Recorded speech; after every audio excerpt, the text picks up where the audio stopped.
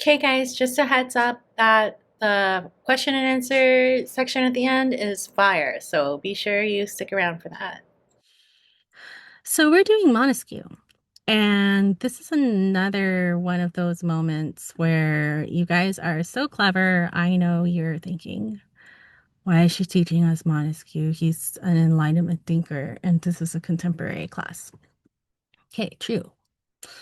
But this is the thing. Like, Montesquieu isn't even an American on top of it. And the truth is, though, that more than any American, uh, I don't know, guys. I actually think he's more important than Locke, which is kind of a radical thing to say. But in terms of our founding and how we constructed things in America, I think he's more important. And one of the reasons that I want to use him is because he's just a brilliant psychologist of how people behave politically. He's unbelievable. Like, you can look at so many things in the 20th century and in our time through the lenses that he presents. Um, he's like Tocqueville that way. And actually, Tocqueville sees himself as doing a lot of what Montesquieu's doing. Now, Montesquieu he sees himself as an interpreter of Machiavelli. And he sees himself as like the only good interpreter of Machiavelli. He thinks he's uncovered Machiavelli's real teaching. And one of the reasons that he ends up becoming important for American politics is the same reason that Machiavelli does, which is that he has accounts about how people behave in groups, how they're politically motivated, and I guess maybe you'd say how that complicates things like the old Aristotelian, this is, a monarchy, and this is a tyranny, and this is a aristocracy, and this is an oligarchy, and this is a polity, and this is a democracy. He's a part of this school of thought that really unfolds the little nuances and things that come from trying to have a life together in politics. And so for us, there's really no better person to poke around in his thought for a little bit because, like, we told you on the first day of class, and it's true that everything that happens from Reconstruction onwards is basically about rebooting the regime. Okay, rebooting things, including people who weren't included before, and changing laws. I mean, even to the point that the Bill of Rights starts to get applied to the states. That was not happening before. So everything that happens from Reconstruction onwards is basically a new experiment in democracy. And so it's useful to think about Montesquieu. That's my Montesquieu speech for you.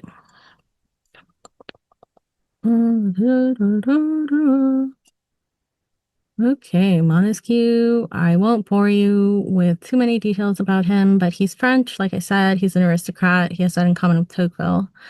Um, his focus, and this is part of what makes him timeless, is on what's called mores and mores' relationship to politics. Mores is pronounced like more eel. Um, it basically means morals, but it like for us, morals means like, are you a moral person or not? That's not totally what's going on here. Mores includes value judgments, but it also includes things like taste or preferences or language or habits or culture. Mores is just a bigger word. And his whole thing is what is the relationship between mores and politics? This is an old saw that actually becomes pretty important in the 20th century in America, that politics is always downstream of culture. So, insofar as you think that there's some truth in that, then this is your guy. When you're reading him, and you probably notice this, he has a very wandering style. He's like, it's like he's not focusing. Like, if you guys turned in something to me like his writing, I'd be like, what is going on? Because my job is to help you structure things. And, it seems like he's not structuring things, but normally in the end, whatever rabbit holes he goes down, my tip to you for reading him is that the rabbit holes become important. Like I said, he, in my opinion, is more influential than Locke, and that is saying something. Um, so he sees himself as the interpreter of Aristotle or of Machiavelli, right? We talked about that. And one of the cool things about American political thought is that everybody, and we've said this too, we talked about this when we were doing X and MLK, that every theorist of American politics, whether it's someone closer to us in time or further away in time, they think that they're in a dialogue with all these philosophers that have come before. And so Montesquieu is also in a dialogue. He thinks he's interpreting Machiavelli for us, but he, more than that, in some ways, might be interpreting Aristotle. And the key takeaway here is this idea that government is natural, like we're supposed to be in government. And what does that even mean? Well, last time, remember that we read Madison, and we worked on number 51, and we also talked about number 10. And we get this portrait of the average citizen, or just of human nature, as being something that is very self-interested, and that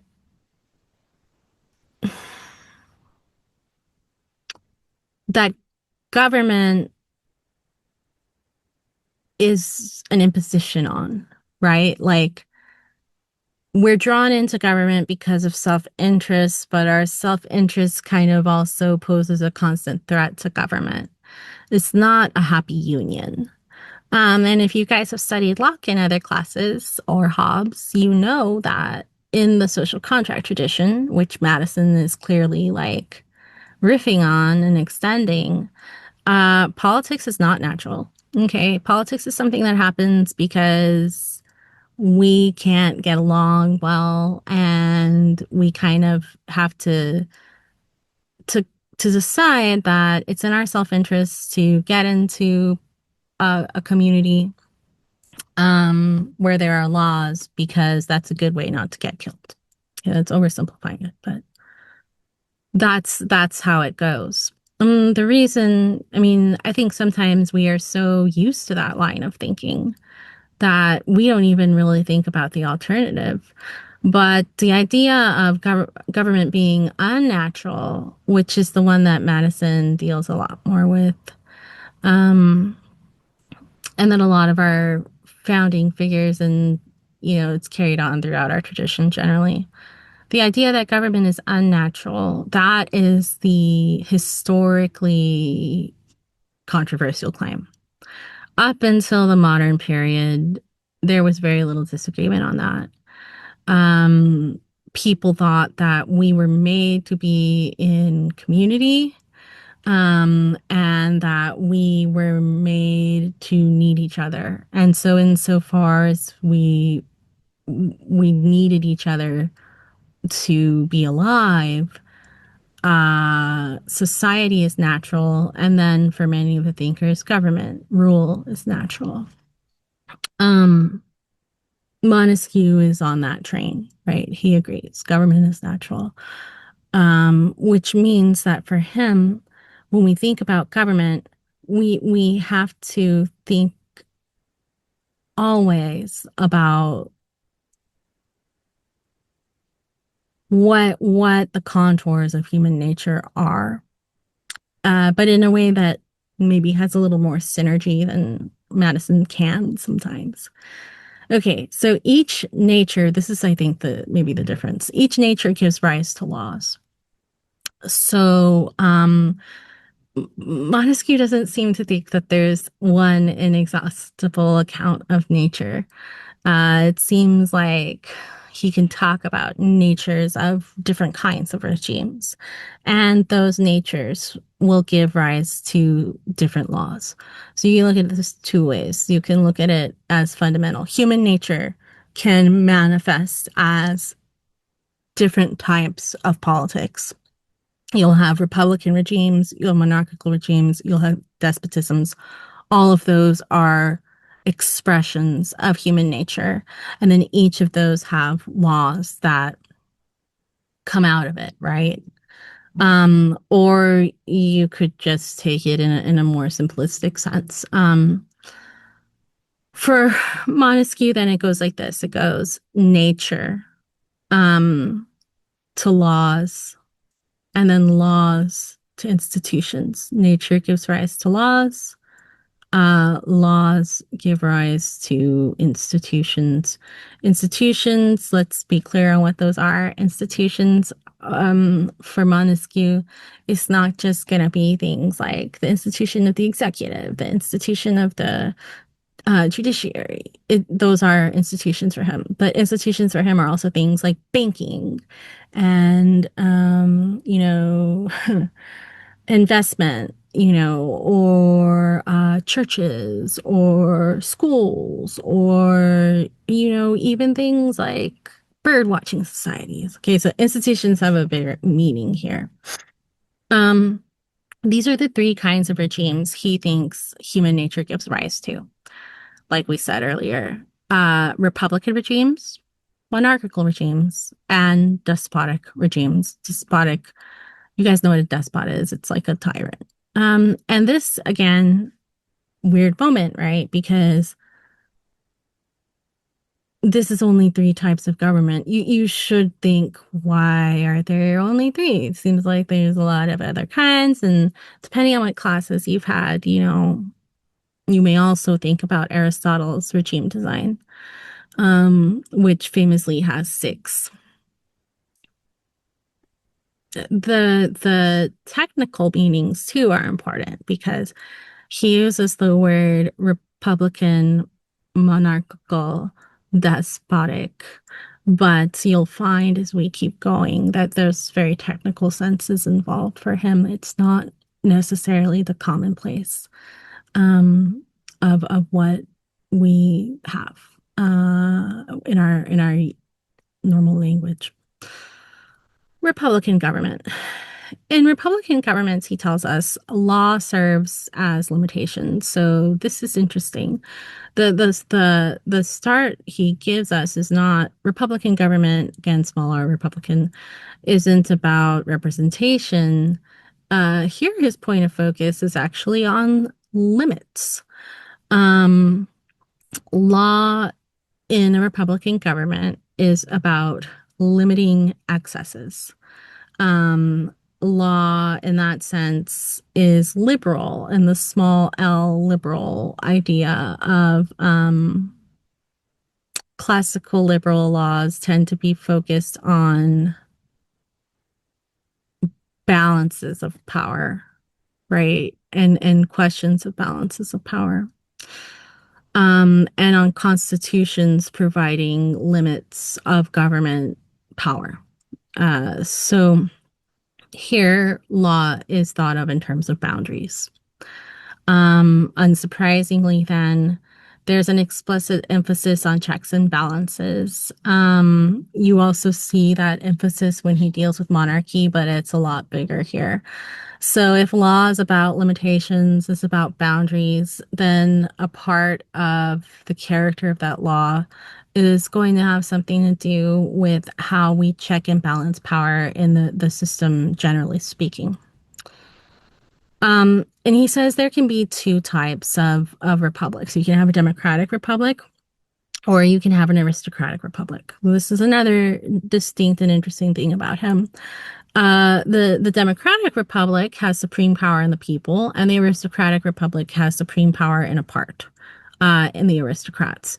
And we can talk concretely about how that works as we keep going, because that's kind of maybe a little less intuitive. Democratic republic. So the people are sovereign. And yet, the people are also subjects because, well, one way, of course, is they live under a law that theoretically they make. But another is that even in a democratic republic, for Montesquieu, um, suffrage is limited. Not everybody votes. What does that look like? Well, he doesn't give us a ton of concrete things. A lot of times he seems to be thinking out loud. He plays around with the idea of having a property requirement for voting. He plays around with the idea of the laws that are made having trial periods. So that after a law is passed, there's a period of time where it's basically on probation. And then depending on how we like it, we can alter it. But for him, the Democratic Republic, it still is going to have things like a limit to how many people can be in the assembly. It's still going to be representative focused, meaning it's not direct. Like you think about direct democracy, that's a Greek Athenian thing at a certain point in history where they vote by majorities and you vote uh, by lot. Like if you're called in to vote, it's because you drew a number, not because you're like a senator or something. Um, and the theory here is about choosing but not being chosen. Okay, choosing but not being chosen. And you see something like the filtration argument. Like basically you choose who will choose for you. You're not necessarily going to be chosen to make a direct call, but you choose who will choose for you. Um, in a democratic republic, and this is extremely important for us now. Like there are many ways that what I'm saying here you can think about, right? The significance. He says, in a democratic republic, especially, so more than an aristocratic republic, more than the other types of regimes, how voting is set up is essential. And this is a point that I should make just generally. There's some really cool work done by this scholar whose last name is Milkus. Is it Milkus who wrote this? No, wrong. It's not Milkus who wrote this. This is Caesar. Caesar wrote something called Presidential Selection, and it talks about how the ways that the process of electing a president are basically extensions of values um, that the framers have about what would make a good president. Um, it's like an incentive structure almost. Voting methods are always closely related to the character of a regime. And here, Montesquieu says, look, this regime will rise and fall based on what decisions you make about voting. So, will you be voting by lot? Will you be voting by lot after debates? Are you going to have secret ballots? Are you going to have public suffrage where people can have to be accountable for how they voted, which that sounds like a terrible idea. But if that's the direction you take it, then the idea is that it's a form of citizen accountability. Like if you're gonna vote to take away someone else's rights, you have to say I am the one who voted to take away someone else's rights. That's the idea there.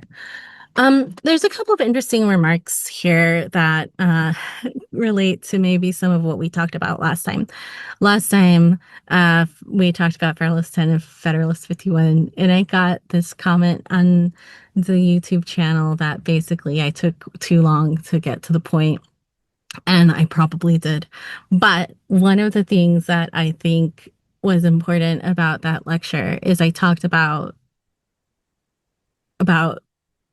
how in the regime that we inhabit, which is like given rise to by Madison's, 10 and 51, that it's super important to have public performance of politics in terms of what catches our attention and what motivates us, and what shapes our opinion. And that's a really important thing to consider.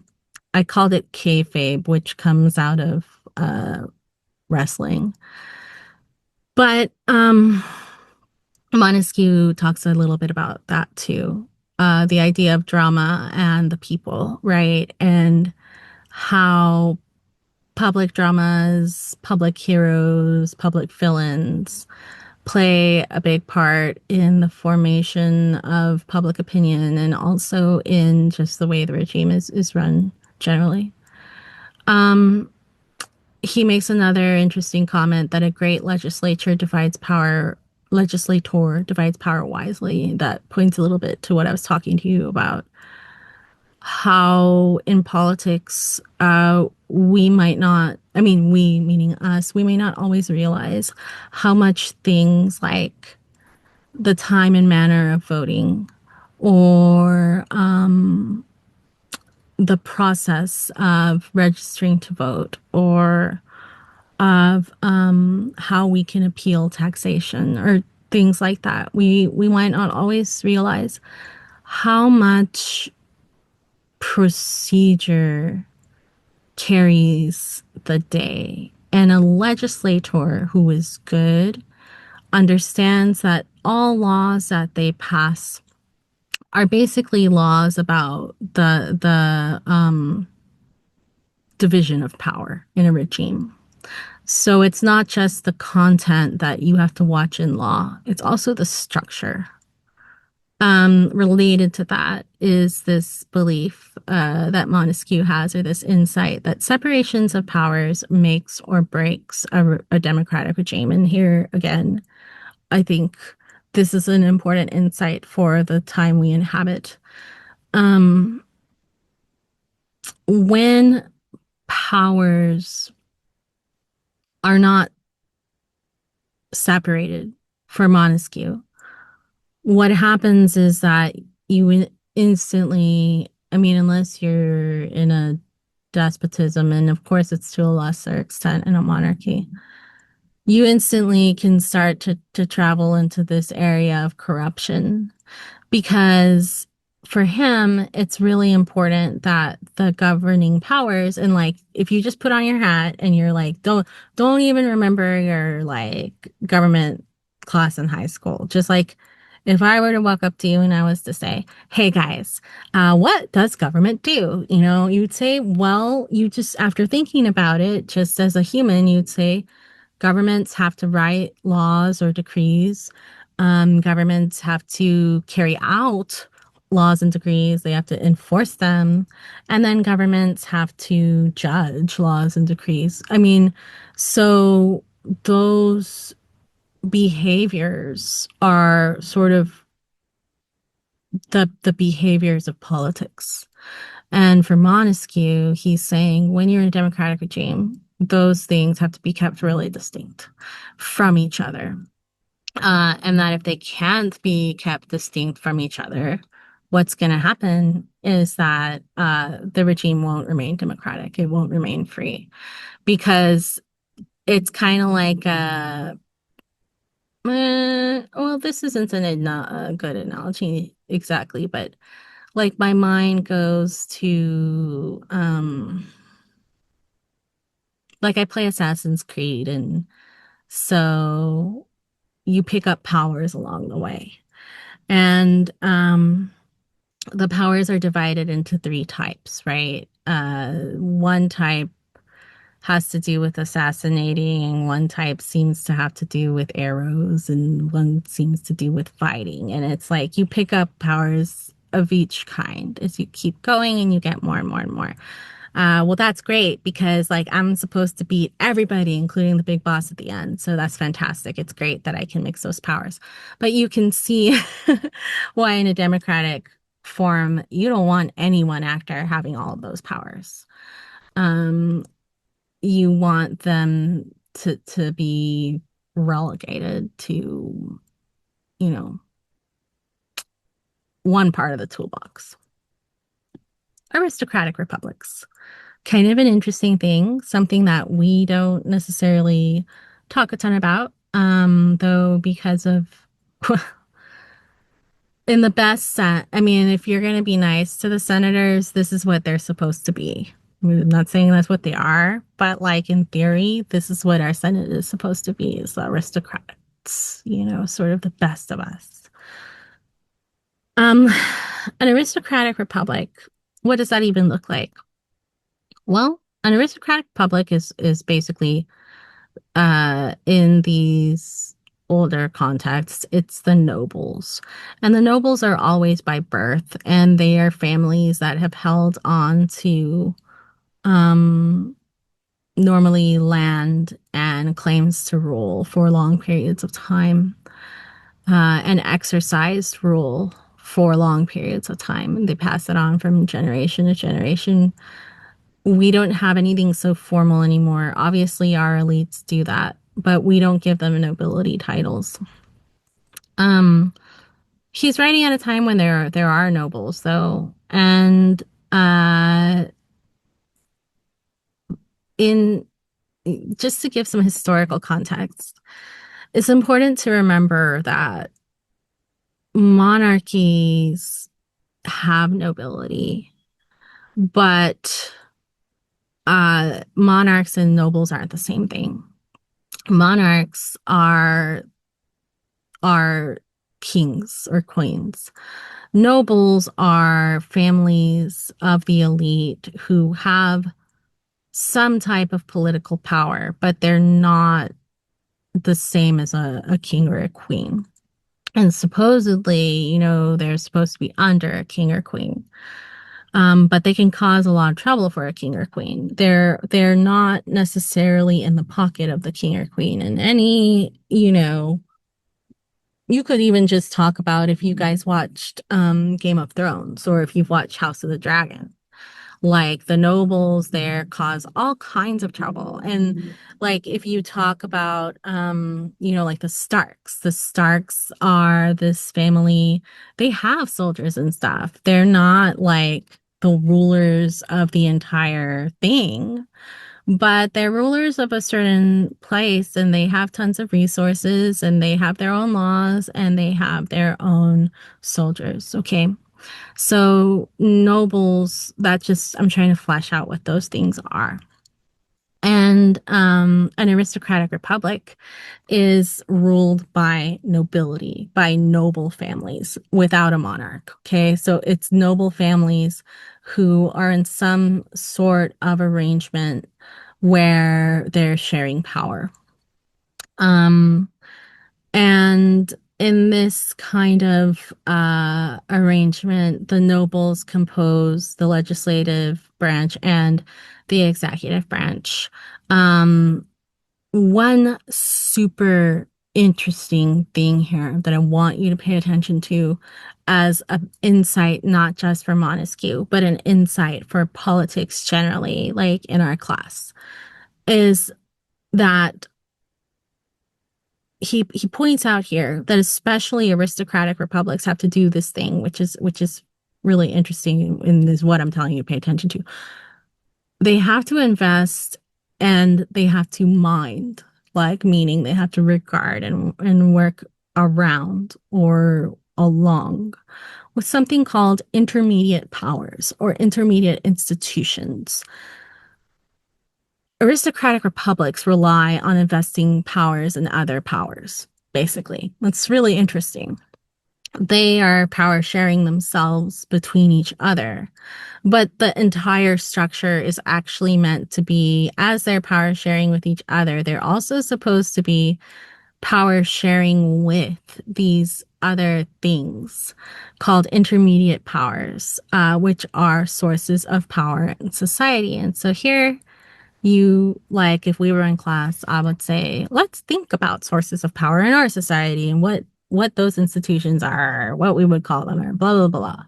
But here, sources of power are intermediate powers, things that really shape everyday life for everyone, like financial institutions. He would have been thinking of that. He would have been thinking about the church, absolutely, especially because it was Catholic. And so, like, the church as an institution had huge power in France. But he's also thinking of things like guilds, like, back in the day, the master builders and the, bakers and the, weapons makers and everything. They had these things called guilds, which were associations, that sort of had a lot of power in the political forms of that time, and a lot of influence. And they're basically voting blocks informally of groups of artisans and workers, that have to be thought about, that have to be engaged with, that have to be negotiated with. Um, and the common people, of course, would be represented in guilds. Other intermediate powers might be education systems. Intermediate powers could be systems related to art, institutions of art or theater or things like that. And so in an aristocratic republic, the art of that power is knowing how to synergize all the other powers of the society. Um, what are the checks and balances? Well, in an aristocratic republic, the bank is a check and balance. The nomination of the Senate by the censors in Rome is a check and balance. So I don't know how much you guys know about Rome, but the Senate has obviously a ton of power in Rome. Well, how are they chosen? At one point, they're chosen by delegates that are more popular, um, in Rome. They're supposed to be more responsive to the population. Um, Another check and balance is extraordinary power with brevity of duration. So basically, in an aristocratic republic, if they want to do something that is, like, for example, let's say it's a time of war and there are things they need to do that normally wouldn't be legal to do. They'll go to all these other places in society, the intermediate powers, and they'll say, hey guys, do you agree that right now, because we're at war with, wherever, I don't know, Italy, that we will uh, not, not, I will not have to come to you to sign off on, like, how much money we spend on arms or something like that. And then they're like, yeah, we'll do that now because we agree with you that we need to win this war, but we're not doing this past this time. You know, that's another example of a check and balance. And here is one of those really cool psychological points that he makes. Um, in an aristocratic republic, avoid envy, avoid jealousy, avoid envy of the population for you, the aristocrat. How do you avoid that? Well, he says people should not be in annihilation. What does that mean? People should not be in annihilation. Montesquieu thinks it's natural if You live in an aristocratic republic, and the aristocrats have like insane amounts of stuff and insane amounts of freedom. And you're going home and you can't feed your kids, or you cannot get a chance to see a doctor, or you can't find a way to blow off a little steam from time to time because you can't afford to step away from your work. He thinks all of that is quite bad, because the common person sees the aristocrat like living high on the hog and thinks, what is being in this republic doing for me? It's not doing anything for me. It's just doing something for him, right? So he says, don't keep the people in annihilation. Let them have good lives. Let them have access to the things you have too, just to a lesser extent. And in that sense, you will keep from what he calls envy. Okay, we're done with Republican government. Monarchical government. Monarchical government relies on intermediate powers and a Supreme Court for him. Monarchical government also relies on the aristocracy. Why does the monarchy not become a despotism, which is the third form? Well, for Montesquieu, it doesn't become a despotism because of the aristocrats. Um, Example time. Like, think about, I don't know how much you guys know about Versailles and the Sun King in France. So the Sun King wants to consolidate power, and he feels like the nobles have gotten too strong. And of course, Montesquieu, you know, is a noble, right? Um, and so he does this thing where he makes the king makes all of the noble families come and live with him in Versailles. And in the end, they wind up fighting over who gets to wipe the king's ass. Not kidding. Like, they go from being these places that, okay, maybe it's not like the best and they're not fair to their people or whatever, but they're trying to be somewhat self-sufficient, at least like in from the perspective of the king. And they go from being these families with these histories of arms and whatever to fighting with each other over who gets to wipe the king's butt in Versailles. And that totally neutered the aristocracy, and it made the monarchy in France very despotic, very tyrannical. Um, a monarchical government needs the lords basically to be strong enough to serve as a check to the king. Um, in republics, he doesn't spend a ton of time talking about it until this point, but in republics, either way, either kind, if you're talking about democratic or aristocratic, they are places where you don't want the church to be too strong. Even in the aristocracy, where that form of republic is inviting in the intermediate powers, you're inviting in the intermediate powers, right? Not the intermediate power of the church. In part, you've got to be really careful that they don't step out of their bounds and swallow everything else. That's how it is in republics. That's not the way it is in a monarchy. In a monarchy, you want ecclesiastical power to be strong. Also, the laws are placed in the court. This is an interesting check, right? If we're thinking about government, monarchical government's laws are placed in the court, meaning that we're not just living by decree. We're not just living by decree of the king. Okay, let's talk about despotism. Despotism, he describes it in like pretty spare way. Religion is the depository of the laws, meaning that the religion of the place is where the laws come from and where the laws are kept. There is no other source of law. But the revelation of divine will. In a despotic country, the subjects are nothing to him, meaning what? Okay, well, meaning that if you're in either type of republic or if you're in a monarchy, you have to recognize that there are legitimate claims that the subjects or the people in the government have. There's limits to what you can ask them for and limits to what you can do to them, varying, based on the type of regime it is. In despotic countries, there's no limit. Okay, the subjects are nothing to him, meaning the subjects have no claim against what the despot wants.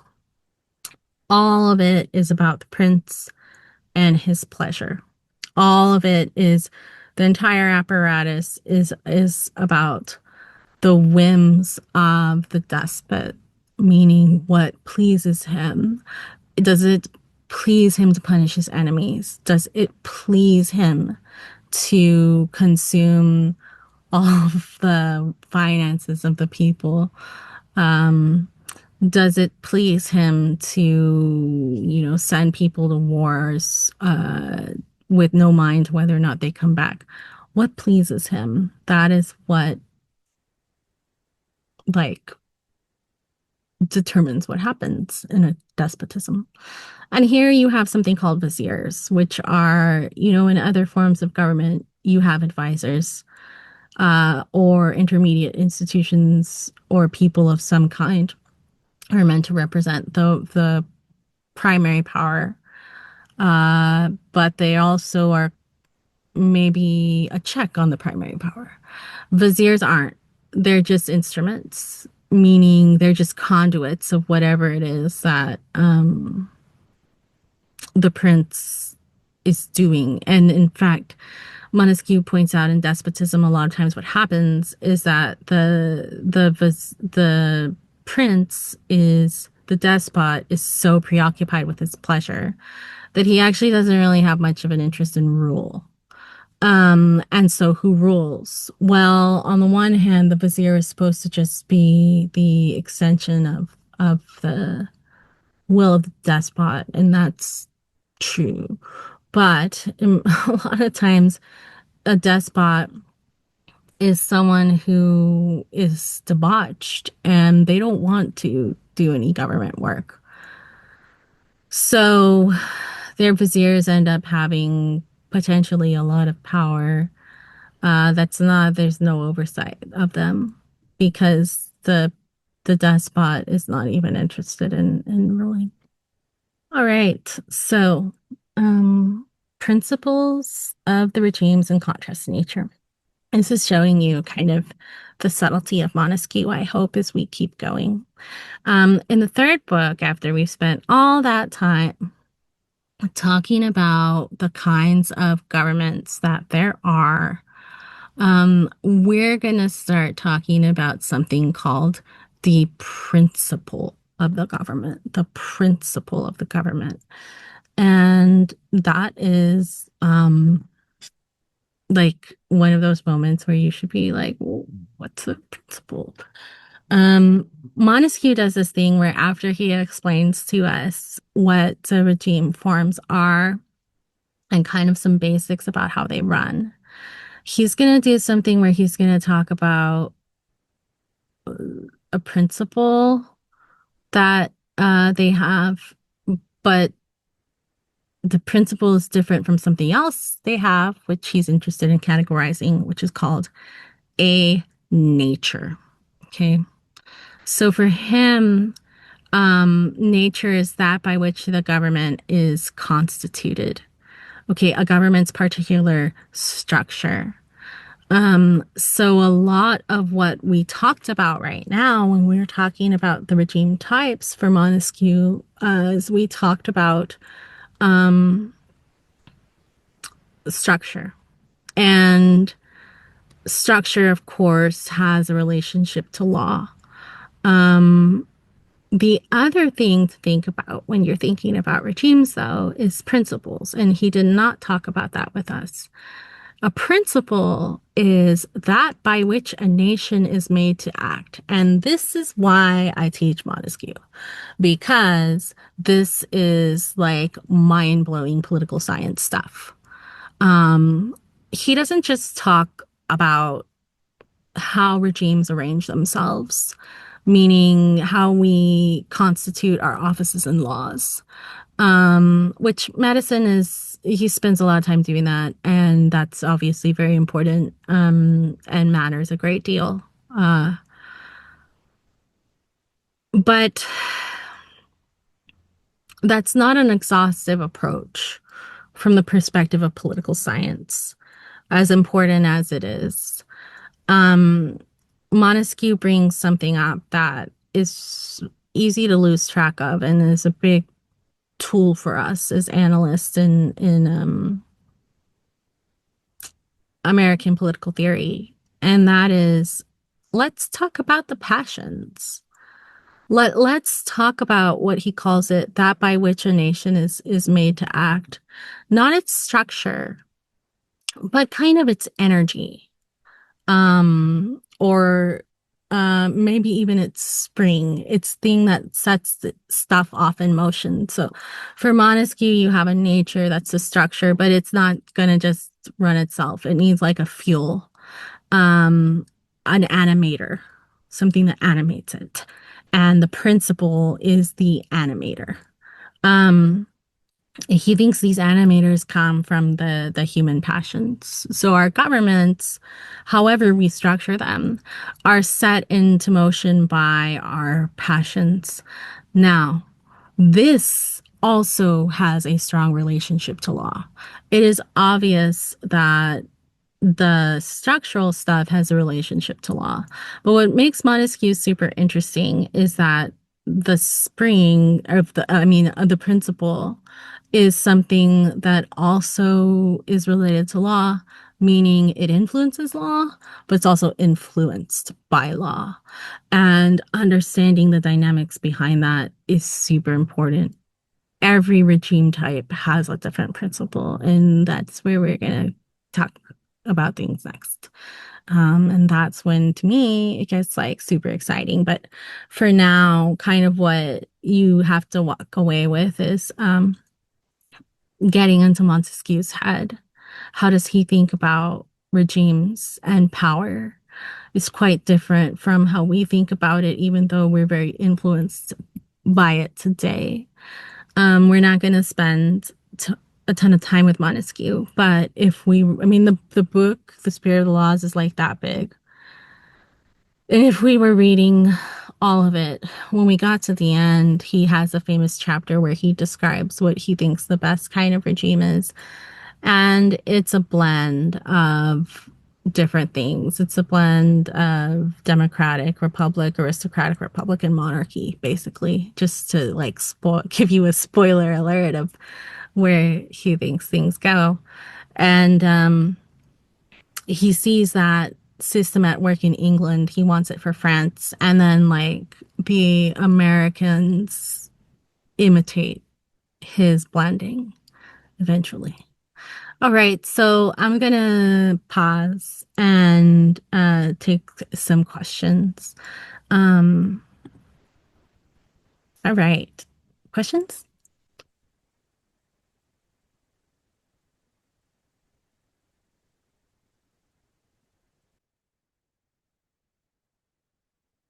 Montesquieu questions, anyone?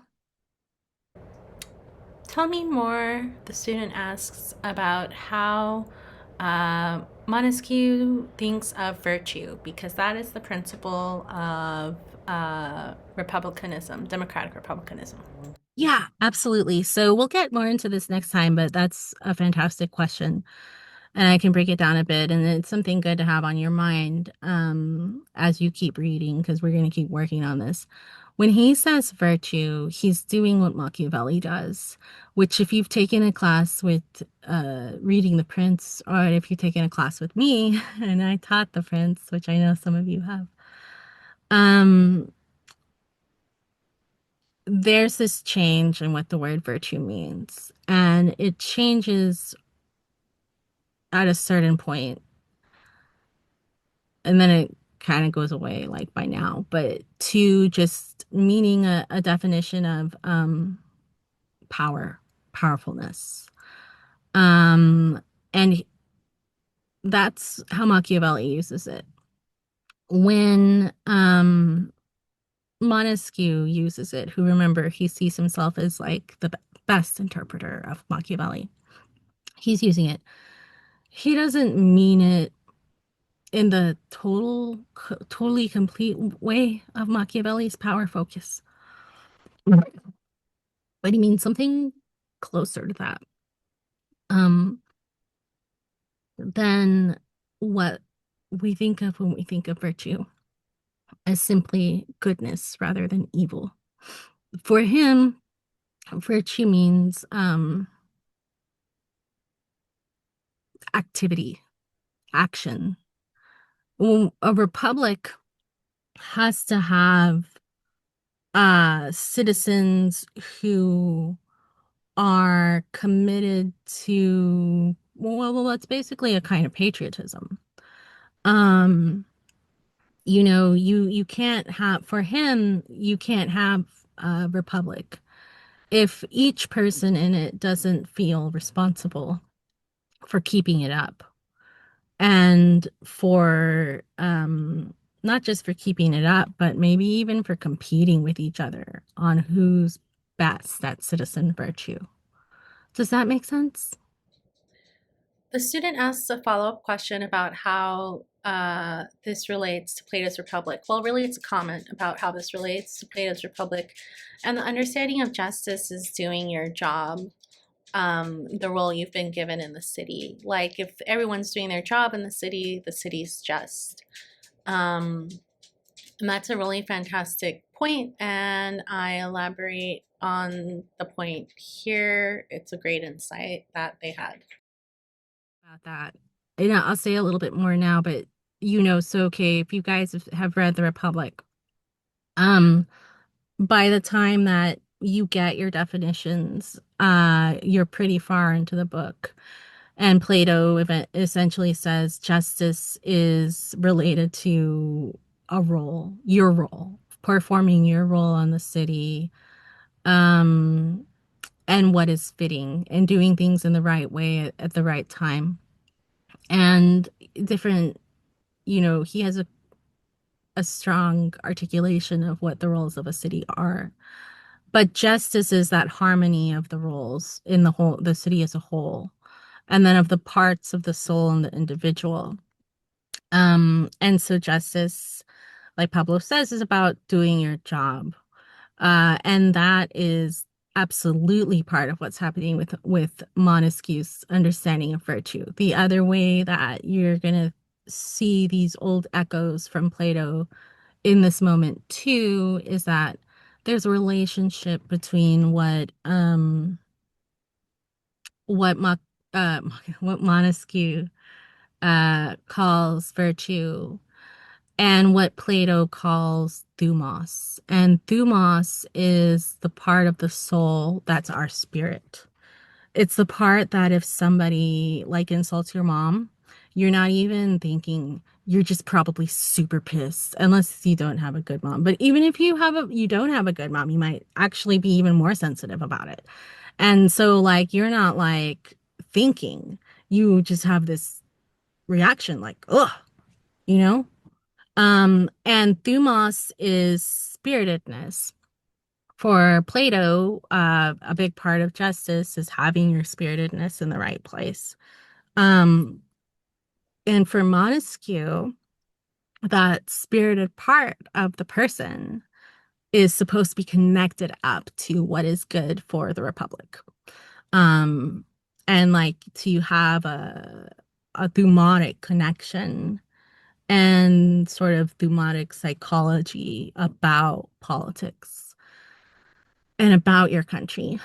Um, and so, yeah, absolutely. All of that is significant, and it ends up being a really different understanding of um what virtue is for us now, or even what it might have been in other predecessor cultures. But here, if you guys went to Jeremy Bailey's talk, um, on either he did one on the indigenous and Thomas Jefferson, and then he did one on the enslaved and Thomas Jefferson. In both talks, he talks about Thumos and the role that Thumos, from a lot of different actors of the time or people involved in these questions at the time or people these questions concerned at the time, how Dumas is a part of the picture of that moment and one that we don't really talk that much about. But that maybe insofar as this is a republic, we ought to talk about it more. Another great question. You guys are always on fire with your questions. This is about whether or not Montesquieu would consider Hungary to be a aristocratic republic in the form it has today under Viktor Orban. Orban is an autocrat who maintains strict control over the government.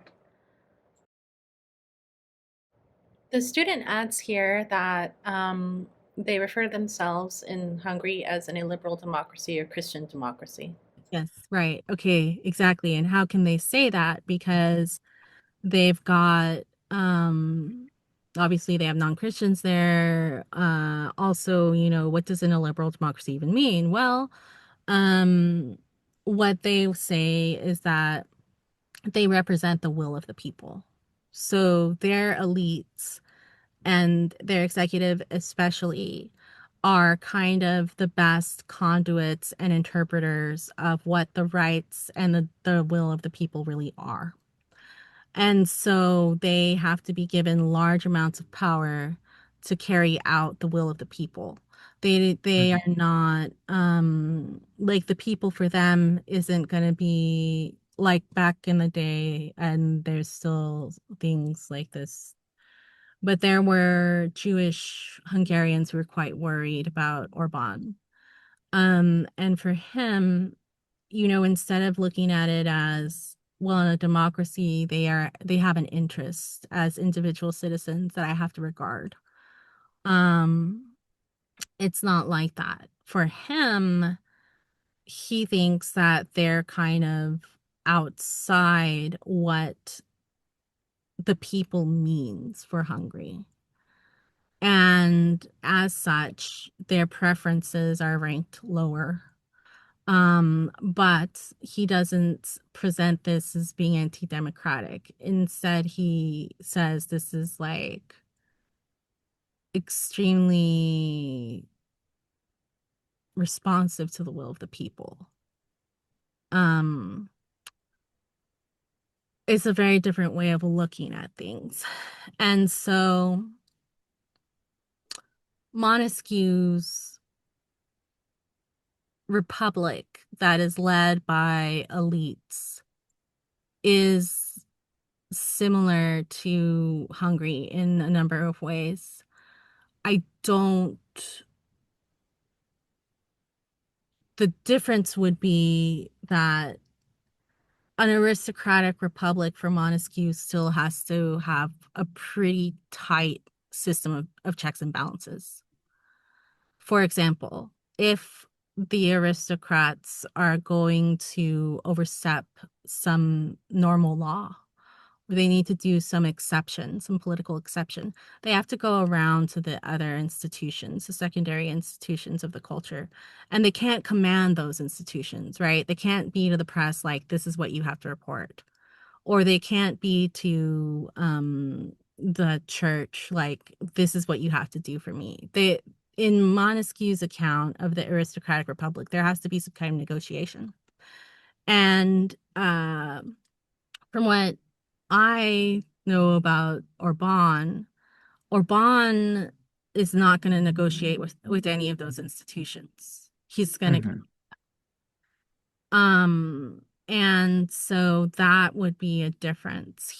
The structure of government in Hungary is allergic to checks and balances. They think that That's an understatement. yeah, right. But they actually, it comes from this theory. liberalism is the problem with democracy. Democracy is not the problem with democracy. Liberalism is the problem with democracy, and that there are illiberal democratic forms of democracy. And Hungary So is the best example of that.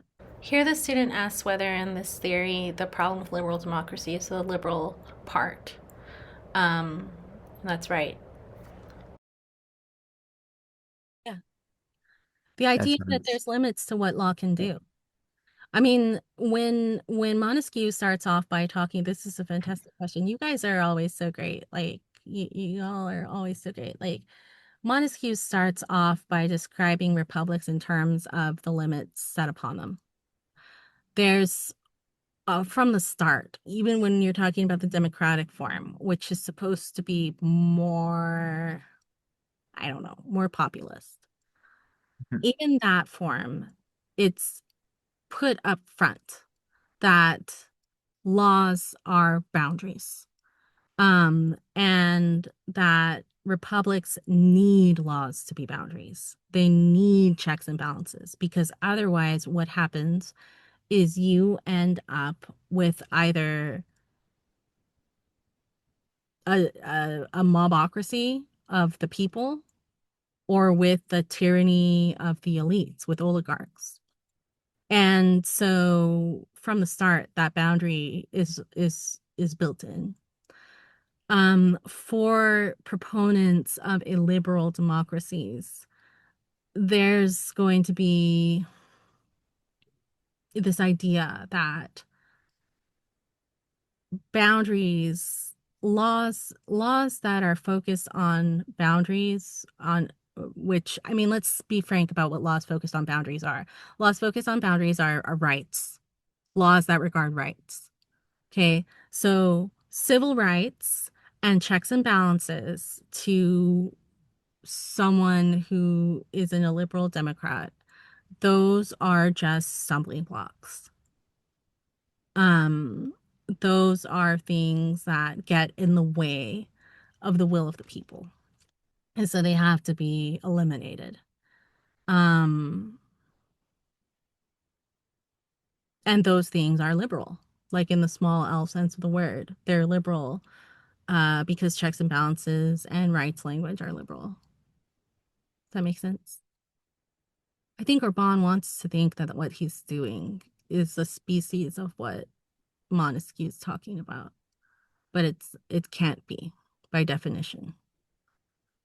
What Montesquieu, what Orban is doing is, I don't know, or what Orban's doing actually has a lot more in common with early 20th century, some forms of early 20th century progressivism that saw things like checks and balances as to, like a watering down of the will of the people. That's the only precursor we have, really. Any more questions? I think I'm good. Okay, you guys, again, awesome. Really excited to see you on Monday. Like, really hoping nothing changes that. And yeah, again, just don't be stressed about getting your stuff in. I'll have like a grace period of like a week or two for that. But do try to keep up your reading, all right? Have a good weekend. See you guys later. Bye.